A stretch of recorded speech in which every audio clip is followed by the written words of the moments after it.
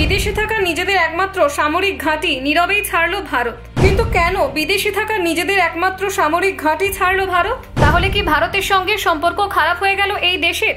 হঠাৎ করে কেন ভারত পিছিয়ে আসছে? নেপথ্যে লুকিয়ে রয়েছে ঠিক কোন কারণ? আসল সত্যটা কি ধামাচাপা দেওয়া হচ্ছে? দেখুন, তাজিকিস্তানের আইনি বিমান ঘাঁটি থেকে ভারতের নীরবে সরে আসা আন্তর্জাতিক কূটনীতি ও নিরাপত্তা বিশ্লেষকদের মধ্যে বড় প্রশ্ন তৈরি করেছে। প্রায় 3 বছর ধরে ধাপে ধাপে ভারত তাদের সেনা এবং সামরিক সরঞ্জাম ঘাঁটি থেকে সরিয়ে নিয়েছিল, কিন্তু বিষয়টি প্রকাশ্যে আসে মাত্র গত কয়েক মাসে।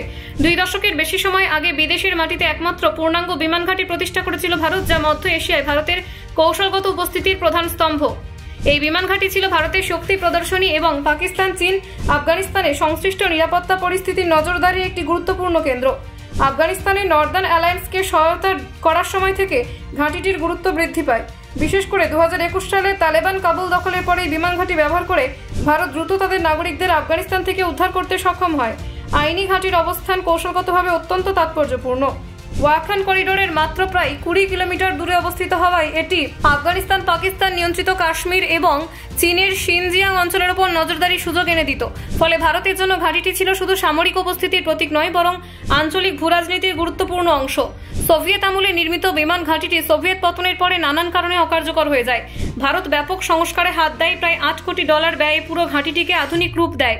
এতে 3200 মিটার দীর্ঘ রানওয়ে পুনর্গঠন, যুদ্ধ বিমান বৃদ্ধি, হ্যাঙ্গার নির্মাণ, জ্বালানি ডিপো ও নিয়ন্ত্রণ ব্যবস্থার উন্নয়ন অন্তর্ভুক্ত ছিল।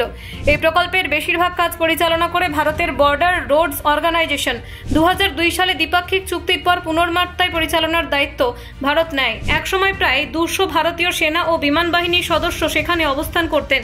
সুখোই 30 MKI যুদ্ধ বিমানও মোতায়েন করা হয়েছিল, যা ঘাঁটির গুরুত্ব আরও বাড়িয়ে দেয়। তবে চুক্তির মেয়াদ শেষ হয় 2022 সালে এবং তার ঠিক পরে ভারত ধীরে ধীরে ঘাঁটি থেকে নিজেদের উপস্থিতি গুটিয়ে নেওয়া শুরু করে।